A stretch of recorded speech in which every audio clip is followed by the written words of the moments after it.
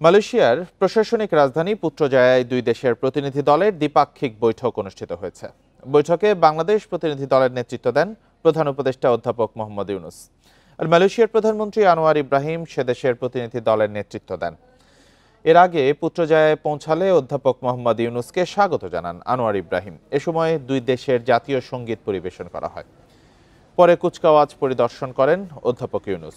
এরপর প্রধান উপদেষ্টা মঞ্চে যান, যেখানে তাকে মালয়েশিয়ার প্রতিনিধি দলের সাথে পরিচয় করিয়ে দেওয়া হয়।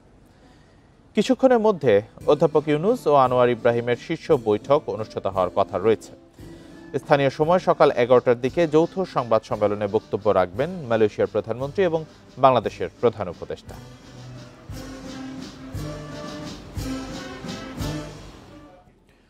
বাংলাদেশ থেকে স্থলপথ দিয়ে বস্তা, দড়িসহ 4 ধরনের পাট পণ্য আমদানিতে নিষেধাজ্ঞা জারি করেছে ভারত। সোমবার দেশটির বৈদেশিক বাণিজ্য অধিদপ্তর এ বিষয়ে বিজ্ঞপ্তি প্রকাশ করে। এতে বলা হয়, ভারতের কোনো স্থলবন্দর দিয়ে বাংলাদেশ থেকে পাটের বস্তা ও ব্যাগ, পাটের তৈরি ব্লিচড ও আনব্লিচড বোনা কাপড়, পাটের সুতা, কর্ডেজ দড়ি এবং তার আমদানি করা যাবে না। এই নির্দেশ অবিলম্বে কার্যকর হবে। শুধুমাত্র মুম্বাইয়ের নবসেবা সমুদ্র বন্দর দিয়ে এসব পণ্য আমদানির অনুমতি দেওয়া হয়েছে বিজ্ঞপ্তিতে। এ নিয়ে গত 6 মাসে 4 দফায় বাংলাদেশ থেকে পণ্য আমদানিতে নিষেধাজ্ঞা আরোপ করল ভারত।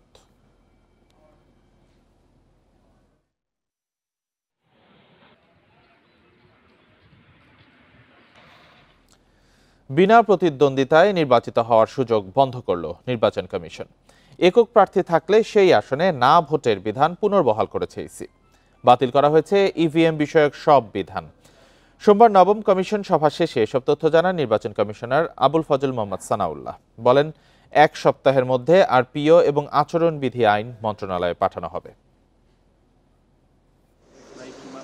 সোমবার গণপ্রতিনিধিত্ব আদেশ 1972, সংশোধন অধ্যাদেশ 2025 এবং রাজনৈতিক দল ও প্রার্থীর আচরণ বিধিমালা 2025 নিয়ে মুলতবি সভায় বসে নির্বাচন কমিশন।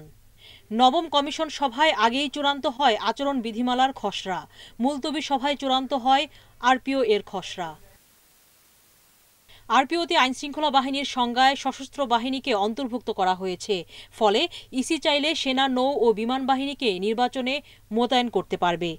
আইন প্রয়োগকারী সংস্থা যে ডেফিনেশন আছে, সেই ডেফিনেশনে সেনা, নৌ এবং বিমান বাহিনী সহ বাংলাদেশ কোস্ট গার্ডকে শামিল করা হয়েছে। কোনো আসনে একজন প্রার্থী থাকলে সেখানে না ভোট থাকবে। যদি না ভোট বেশি হয় তাহলে আবারও নির্বাচন হবে। 2 জন প্রার্থী সমান ভোট পেলেও লটারি নয়, পুনর্নির্বাচন হবে। কোথাও একজন প্রার্থী হয়, বিনা ভোটে নির্বাচিত হবে না। সার্বিকভাবে না ভোট নয়, যদি কোনো কনস্টিটিউয়েন্সিতে মাত্র একজন ক্যান্ডিডেট হয়, তাকেও নির্বাচনে যেতে হবে, তার বিপক্ষে না প্রতিদ্বন্দ্বিতা করবে। এবং সেখানে যদি পুনরায় না বিজিত হয় দ্বিতীয় ইয়েতে, তাহলে আর ভোট হবে না, তখন ব্যক্তি প্রার্থী বিবেচিত হবে। খসড়া অনুযায়ী অনিয়ম হলে পুরো আসনের ভোট বাতিল করতে পারবে কমিশন। কার্যক্রম নিষিদ্ধ হওয়া দলের নিবন্ধন নিয়ে ইসির করণীয় স্পষ্ট করা হয়েছে। জোটগত নির্বাচন করলেও ভোট করতে হবে নিজের দলের প্রতীকে। নির্বাচন কমিশন অবস্থা বুঝে নির্বাচন স্থগিত করা, এক বা একাধিক বা সমস্ত কনস্টিটিউয়েন্সির, একইভাবে ফলাফল এক বা একাধিক বা সমস্ত কনস্টিটিউয়েন্সির ফলাফল বাতিল করতে পারবে। ভোট গণনার সময় গণমাধ্যম কর্মীরা থাকতে পারবেন। এদিকে নতুন দল নিবন্ধনে 143টি আবেদনের মধ্যে 22টির আবেদন প্রাথমিকভাবে উত্তীর্ণ হয়েছে। সুলতানা জাহান মিতু, ইন্ডিপেন্ডেন্ট নিউজ, ঢাকা। আগামী নির্বাচনে ভোট দেওয়ার বিষয়ে 48% মানুষ এখনো সিদ্ধান্ত নেননি। আর 51% মানুষ পূর্ণ সংস্কারের পরই নির্বাচন দেওয়ার পক্ষে। বিআইজিডি ও ব্র্যাকের পরিচালিত টেলিফোন জরিপে এমনটাই উঠে এসেছে। মব সহিংসতা নিয়ে উদ্বেগে রয়েছেন দেশের 80% মানুষ। অংশগ্রহণকারীরা জানান, 1 বছরে অন্তর্বর্তী সরকারের গ্রহণযোগ্যতায়ও ভাটা পড়েছে। বেসরকারি সংস্থা বিআইজিডি ও ব্র্যাকের টেলিফোন জরিপের তথ্য তুলে ধরতে সোমবার রাজধানীর আগারগাঁওয়ে এ সংবাদ সম্মেলন। 1 থেকে 20 জুলাই 64 জেলায় 9203 জনকে ফোন করা হলে প্রশ্নোত্তরে অংশ নেন 5489 জন। অর্থনৈতিক রাজনৈতিক গতি প্রকৃতি, অন্তর্বর্তী সরকারের কার্যক্রম, নির্বাচন সহ নানা বিষয়ে তরুণ সহ নানা বয়সীদের ভাবনা জানতে এ উদ্যোগ। 70% মনে করেন আগামী নির্বাচন সুষ্ঠু হবে, তবে ভোট দেওয়ার বিষয়ে সিদ্ধান্তহীনতায় ভুগছেন আগের চেয়েও বেশি মানুষ। গত বছরের 38%-এর জায়গায় বেড়েছে 48%। আমার মনে হয় মানুষ এখনো যেটা বলতে সিদ্ধান্ত নেয়নি। আমি ভেবেছিলাম মানুষ সিদ্ধান্তের কথা বলবে, আমরা যেটা সবাই অপেক্ষা করছি যে অপিনিয়ন পোল কি বলে যে নির্বাচনে কে জিতবে, কারা এগিয়ে আছে। আইন শৃঙ্খলা পরিস্থিতি এবং ওই যে রাজনৈতিক অস্থিরতা দুটোই কিন্তু অনেক বেড়ে গেছে। মব ভায়োলেন্সের কথা বলা হচ্ছে, মানুষের মাথায় মব ভায়োলেন্স কাজ করছে। 2024-এর আগস্টে দেশের রাজনৈতিক ভবিষ্যৎ নিয়ে যে প্রত্যাশা ছিল তা ক্রমেই কমছে। সরকারের কাজের মূল্যায়ন স্কোরও বছর ঘুরতেই কমেছে 12 পয়েন্ট। আমি অর্থনীতি নিয়ে চিন্তিত, কারণ এখানে ব্যবসায়িক মন্দার ব্যাপারটাও আছে।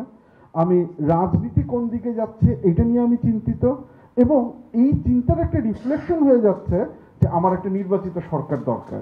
যেটা রিফ্লেকশন হচ্ছে কি আপনি এই মব ভায়োলেন্সে দেখতে পাচ্ছেন, যেটা রিফ্লেকশন হচ্ছে কি আপনি নিরাপত্তার দিকে দেখতে পাচ্ছেন। তো এই নিরাপত্তার ইস্যুটা মানুষের কাছে খুব কনসার্নিং হয়ে যাচ্ছে। জরিপে অংশগ্রহণকারীদের অধিকাংশই দ্রুত আইন শৃঙ্খলা পরিস্থিতির উন্নতি, নির্বাচনী ব্যবস্থার সংস্কার এবং রাজনৈতিক অস্থিরতার অবসান চেয়েছেন। শাহাদাত স্বপন, ইন্ডিপেন্ডেন্ট নিউজ, ঢাকা। বিএনপিকে নিয়ে এখনও ষড়যন্ত্র অব্যাহত রয়েছে বলে মন্তব্য করেছেন দলের ভারপ্রাপ্ত চেয়ারম্যান তারেক রহমান। সোমবার বিকেলে নওগাঁ জেলা বিএনপির দ্বিবার্ষিক সম্মেলনে ভার্চুয়ালি যুক্ত হয়ে একথা বলেন তিনি। এ সময় নেতাকর্মীদের উদ্দেশ্যে তিনি বলেন, দেশের মানুষ বিএনপির উপর আস্থা ও ভরসা রাখতে চায়। জনগণের সেই আস্থা অর্জন করতে নেতাকর্মীদের ঐক্যবদ্ধ হয়ে কাজ করতে হবে। তারেক রহমান আরও বলেন, আগামী বছর রমজানের আগে নির্বাচনের মাধ্যমে মানুষের রাজনৈতিক অধিকার প্রতিষ্ঠার প্রথম ধাপ বাস্তবায়িত হবে। তবে এরপরও অনেক চ্যালেঞ্জ রয়েছে। এদিকে 1.5 দশক পর হওয়া এই সম্মেলন থেকে নতুন নেতৃত্বে জেলায় দলে গতি আসবে বলে মনে করছেন তৃণমূলের নেতাকর্মীরা।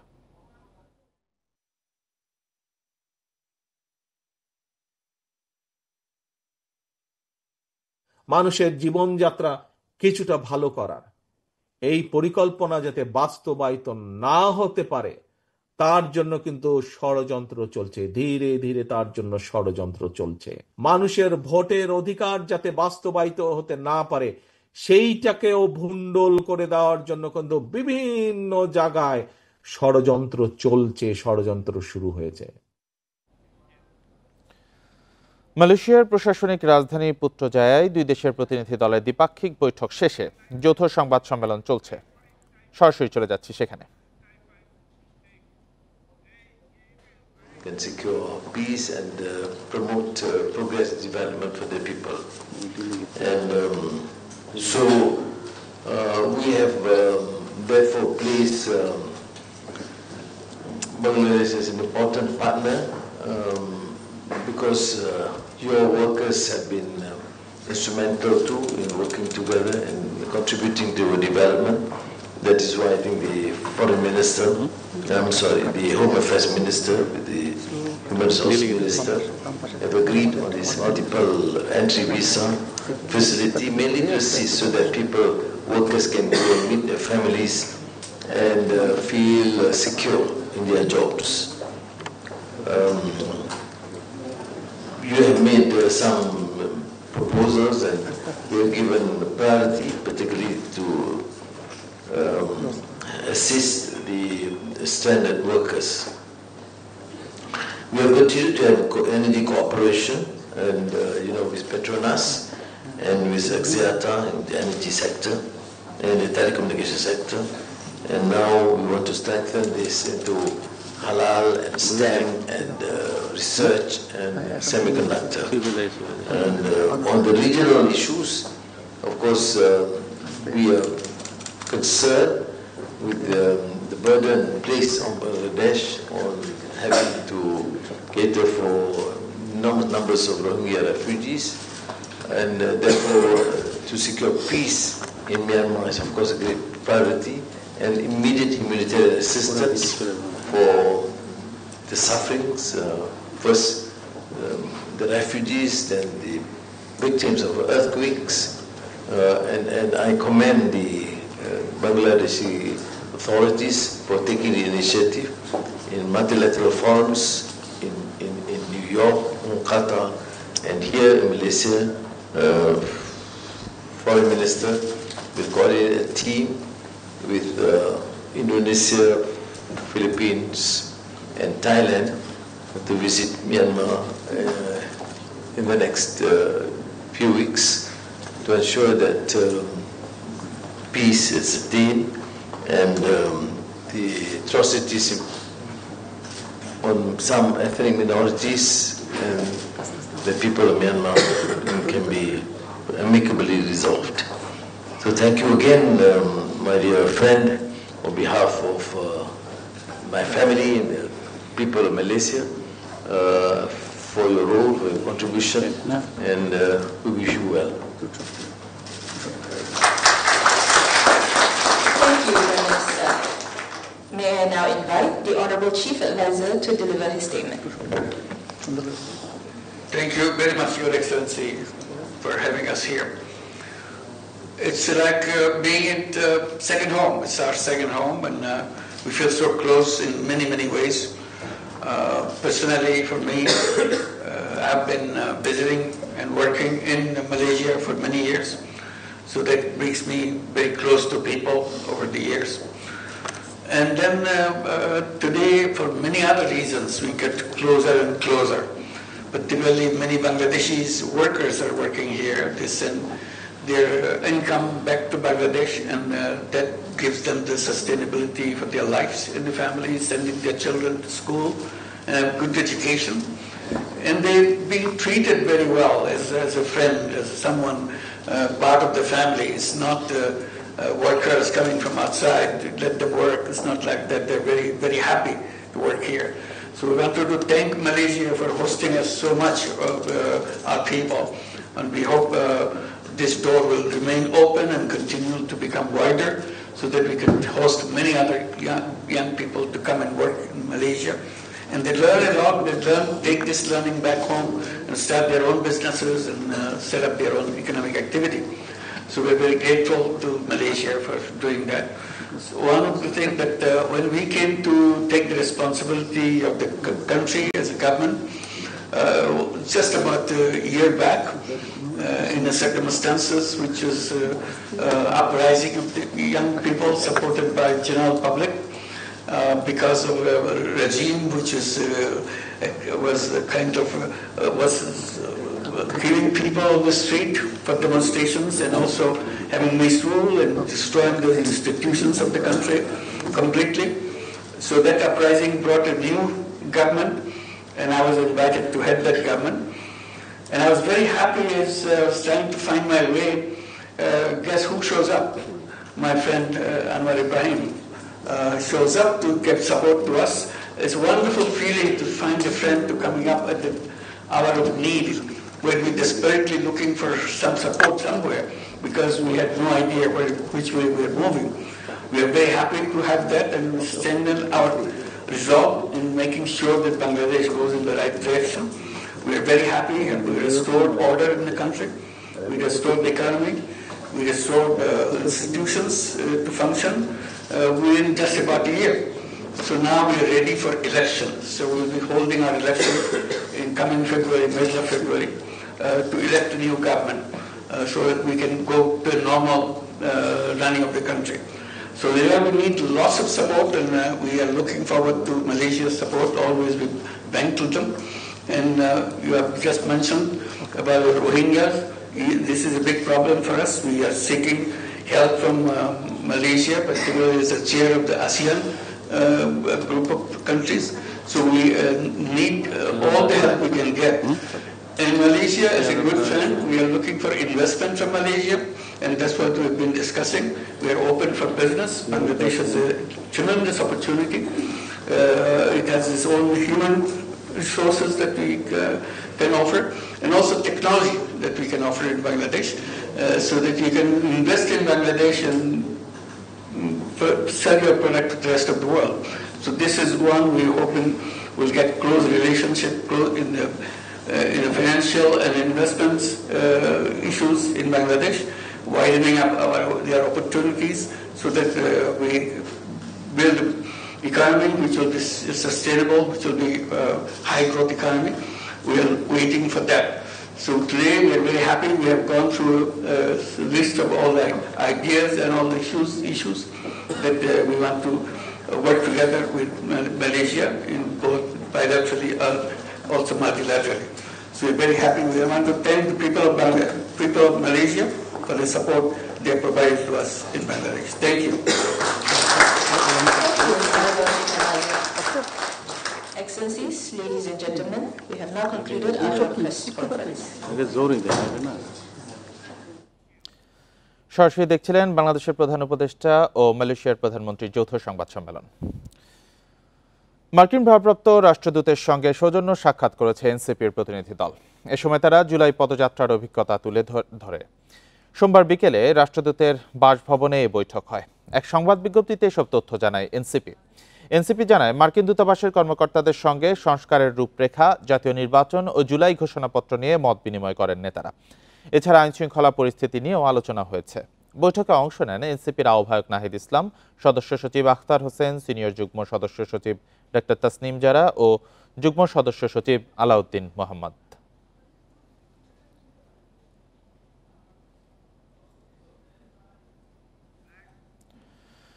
ঢাকা বিশ্ববিদ্যালয় কেন্দ্রীয় ছাত্র সংসদ ডাকসু ও হল সংসদ নির্বাচনের মনোনয়নপত্র বিতরণ শুরু হচ্ছে আজ। 18 আগস্ট পর্যন্ত সকাল 10টা থেকে বিকেল 4টার মধ্যে মনোনয়নপত্র সংগ্রহ করতে পারবেন প্রার্থীরা। আর মনোনয়নপত্র জমাদানের শেষ তারিখ 19 আগস্ট বিকেল 3টা। প্রতিটি মনোনয়ন ফর্মের ফি নির্ধারণ করা হয়েছে 300 টাকা। সোমবার এক সংবাদ বিজ্ঞপ্তিতে এসব তথ্য জানায় বিশ্ববিদ্যালয় কর্তৃপক্ষ। এতে বলা হয়, প্রার্থীরা সশরীরে বিশ্ববিদ্যালয়ের নওয়াব আলী চৌধুরী সিনেট ভবনের 3য় তলায় চিফ রিটার্নিং কর্মকর্তার কার্যালয়ে মনোনয়নপত্র সংগ্রহ ও দাখিল করতে পারবেন। পাশাপাশি ডাকসু নির্বাচনে চূড়ান্ত ভোটার তালিকা প্রকাশ করেছে নির্বাচন কমিশন। এতে মোট ভোটার 39,775 জন। এর মধ্যে ছাত্রী 18,902 জন এবং ছাত্র 20,873 জন। এবছর 15,000-এরও বেশি এসএসসি শিক্ষার্থীর ফল গণনায় ভুল হয়েছে। এজন্য শাস্তি পেতে যাচ্ছে 2 শতাধিক পরীক্ষক। বর্তমানে ফল পুনর্নিরীক্ষণে শুধু প্রাপ্ত নম্বর গণনা হয়, খাতা পুনর্মূল্যায়ন হয় না। এতে অনেক মেধাবী শিক্ষার্থীও যথাযথ মূল্যায়ন থেকে বঞ্চিত হয় বলে মনে করছেন গবেষকরা। ঢাকা শিক্ষা বোর্ডে এসএসসির ফল পুনর্নিরীক্ষণে নতুন করে জিপিএ 5 পেয়েছে 286 জন। কেবল উত্তীর্ণ থেকেও জিপিএ 5 পেয়েছে 3 পরীক্ষার্থী। এছাড়া ফেল থেকেও পাস 293 জন। এবছর সারা দেশে 15,000 শিক্ষার্থীর ফলাফল পরিবর্তন হয়েছে। শিক্ষা গবেষকরা বলছেন, বোর্ড পরীক্ষায় এ ধরনের গাফিলতি খুবই দুঃখজনক। তাদের প্রশ্ন, এসব শিক্ষার্থীদের যে মানসিক ক্ষতি হয়েছে তার দায়ভার নেবে কে? কেবলমাত্র কাউন্টিংয়ের মধ্যেই এটা আপনার এর বাইরেও তো আছে। অর্থাৎ দেখেন যে কতটা অবহেলা, মানে যে অবজ্ঞা নিয়ে আমরা অ্যাসেসমেন্ট সিস্টেমটা এবং শিক্ষা ব্যবস্থাটাকে আমরা পরিচালনা করছি। ফল পুনর্নিরীক্ষণে শুধু প্রাপ্ত নম্বরের যোগ ঠিক আছে কিনা তা দেখা হয়, খাতা নতুন করে আর মূল্যায়ন হয় না। বেশ কয়েকজন অভিভাবকের সাথে কথা হয়েছে যাদের সন্তান এক বিষয়ে ফেল করেছে আর বাকি সব বিষয়ে জিপিএ 5 পেয়েছে। পুনর্নিরীক্ষণেও একই ফলাফল। শিক্ষা সংশ্লিষ্টরা বলছেন, এই ধরনের ক্ষেত্রে শুধু পুনর্নিরীক্ষণ করলেই হবে না, খাতার পুনর্মূল্যায়নও জরুরি। একজন পরীক্ষক খাতা পরীক্ষার পর তা নিরীক্ষা করেন সংশ্লিষ্ট বিষয়ের আরেকজন শিক্ষক। এরপর তা জমা দেওয়া হয় প্রধান পরীক্ষকের কাছে। তারও এটি নিরীক্ষা করার নিয়ম। শিক্ষা গবেষকদের মতে, বোর্ড পরীক্ষার খাতা নিরীক্ষায় তৃতীয় পরীক্ষকও ডাকতে হবে। অনেক সময় দেখা যায় যে 10টা সাবজেক্টের মধ্যে 7টা 8টাতে সে ভালো করেছে, কিংবা 9টাতে কোনো সময় ভালো করেছে, 1টাতে সে ফেল করেছে। এটা তো আপাত দৃষ্টিতেই মনে হয় যে একটা অসম্ভব বিষয়। তো এখন এই বোধটা তো বোর্ডেরও থাকা উচিত। গাফিলতির অভিযোগে 2 শতাধিক পরীক্ষক চিহ্নিত করে তাদের পরীক্ষা সংক্রান্ত সব দায়িত্ব থেকে অব্যাহতি দিয়ে আইনি ব্যবস্থার কথা ভাবছে শিক্ষা বোর্ড। বোর্ডের উত্তরপত্র মূল্যায়ন, প্রশ্ন প্রণয়ন, যত কিছু বোর্ড থেকে আউট আর কি। মোট কথা, বোর্ডের কোনো কাজে তাদেরকে আর সংশ্লিষ্ট করা হবে না। খাতা পুনর্মূল্যায়নের জন্য বোর্ডের আইন সংশোধনে সরকারের উচ্চ পর্যায়ের দৃষ্টি আকর্ষণ করছে শিক্ষা বোর্ড। নূরে আলম, ইন্ডিপেন্ডেন্ট নিউজ, ঢাকা।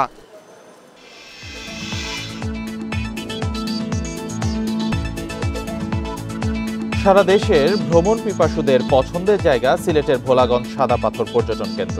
সবুজ পাহাড়ের মাঝে সারি সারি পাথরের বুক বেয়ে নেমে আসা স্বচ্ছ জলধারায় প্রশান্তি খুঁজে নিতেন নানান বয়সী মানুষ।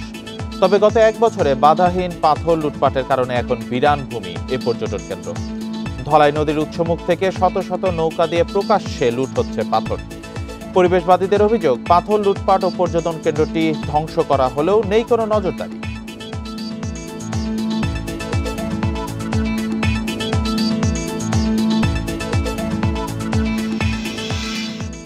এ নিয়ে প্রতিবেদন থাকছে সংবাদের শেষ অংশে। পরবর্তী খবরে যাচ্ছি। কক্সবাজারের উখিয়ার বালুখালী দিয়ে অনুপ্রবেশ করা আরাকান আর্মির এক সদস্যকে AK-47 সহ আটক করেছে বিজিবি। সোমবার সকালে পালংখালী ইউনিয়নের বালুখালী সীমান্তে এ অনুপ্রবেশের ঘটনা ঘটে। বিজিবি জানায়, আটক যুবকের নাম জীবন তঞ্চঙ্ঘা। সে মিয়ানমারের বিদ্রোহী সংগঠন আরাকান আর্মির সক্রিয় সদস্য। সকালে রাখাইন রাজ্য থেকে শূন্যরেখা অতিক্রম করে জীবন তঞ্চঙ্ঘা বাংলাদেশে ঢোকে। এ সময় বালুখালী ক্যাম্পের একটি সীমান্ত চৌকিতে এসে বিজিবির কাছে অস্ত্র সমর্পণ করে আশ্রয় চান। এ সময় বিজিবি সদস্যরা তার কাছে থাকা AK-47 আগ্নেয়াস্ত্র ও 52 রাউন্ড গুলি জব্দ করে।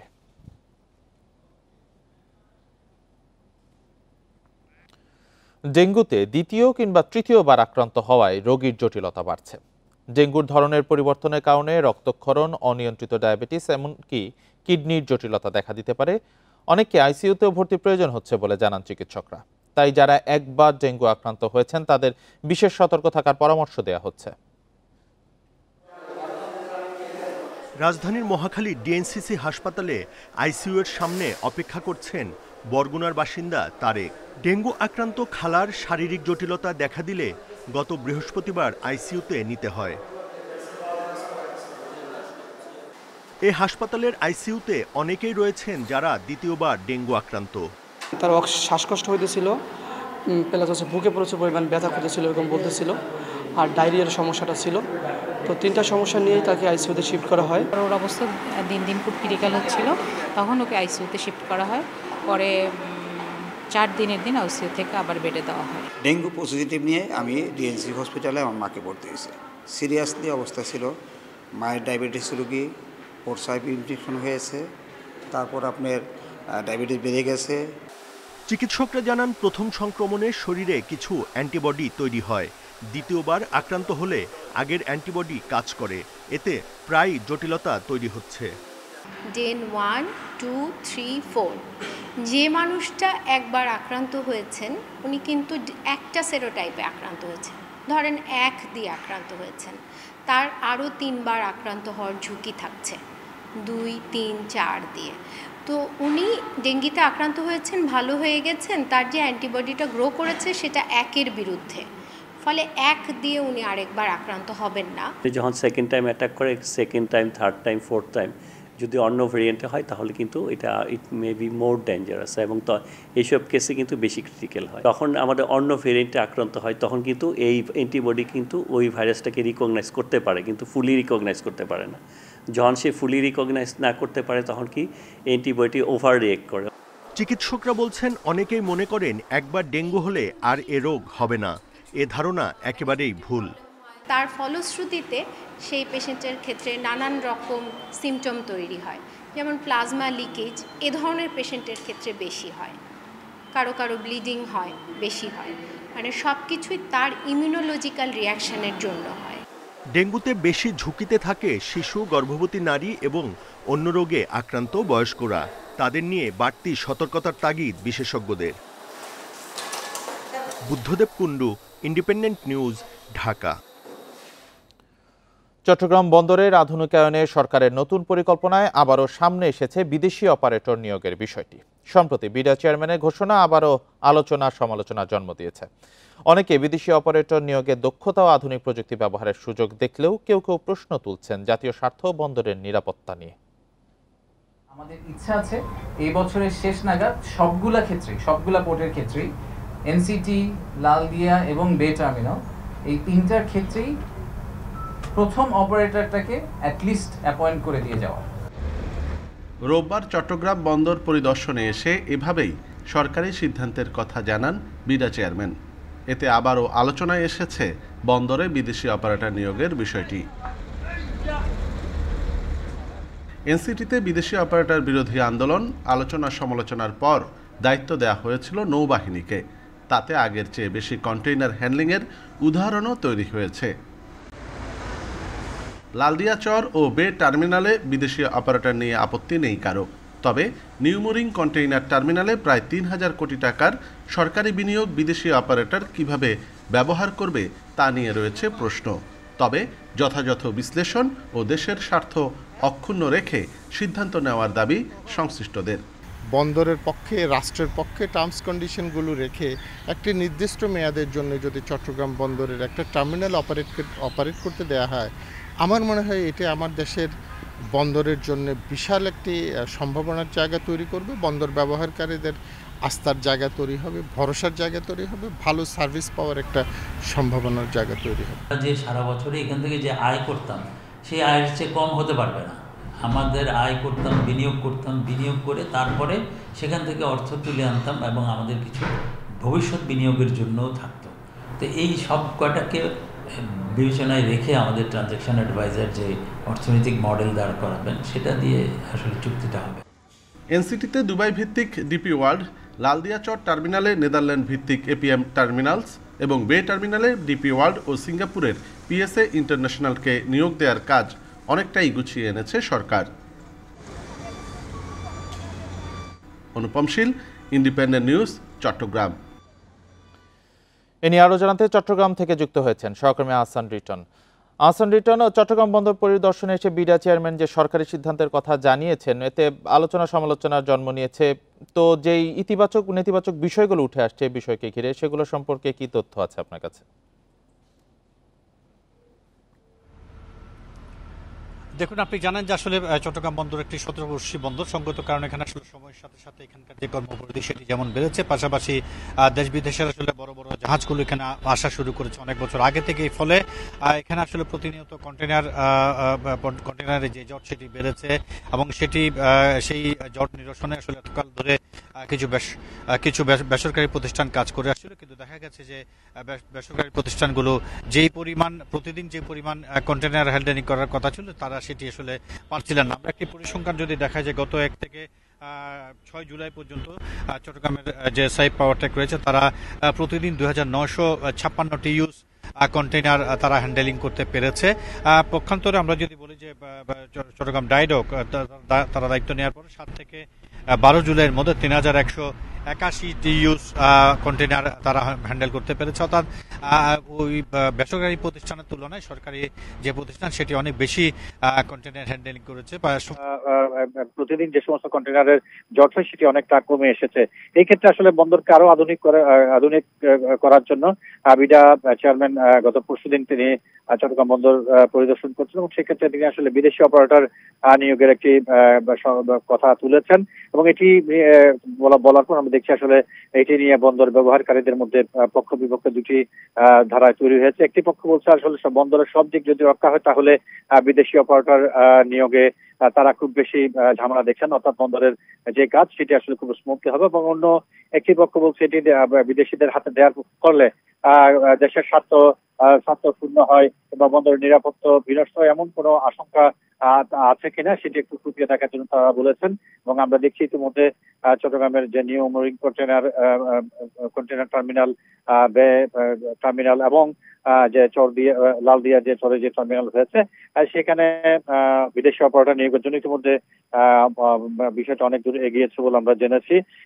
আমরা জানেন যে আসলে সিঙ্গাপুর, দুবাই এবং নেদারল্যান্ড ভিত্তিক বেশ কয়েকটি প্রতিষ্ঠানের সঙ্গে চুক্তি অনেকটাই এগিয়েছে, অনেক কার্যক্রম সামনের দিকে এগিয়েছে এবং ধারণা করা হচ্ছে ডিসেম্বরের পর থেকে এই সমস্ত প্রতিষ্ঠানকেই এই দায়িত্বগুলো দেওয়া হবে এবং এই দায়িত্বগুলো দেওয়ার পরে চট্টগ্রাম বন্দরের যে প্রতিদিনকার যে কাজ সেটি আসলে অনেক বেশি গতিশীল হবে এবং কার্যক্রম অনেক দ্রুত হবে বলে সবাই মনে করছেন। তো সবকিছু মিলিয়ে আমার কাছে মনে হয় যে চট্টগ্রাম বন্দরের পক্ষে যারা কথা বলছেন তারা যেটি বলছেন যে বন্দরের স্বার্থ রক্ষা করে সবকিছু যদি বিদেশিদের করা হয় তাহলে বন্দরের জন্য ভালো হবে। তো সবকিছু মিলিয়ে আমার কাছে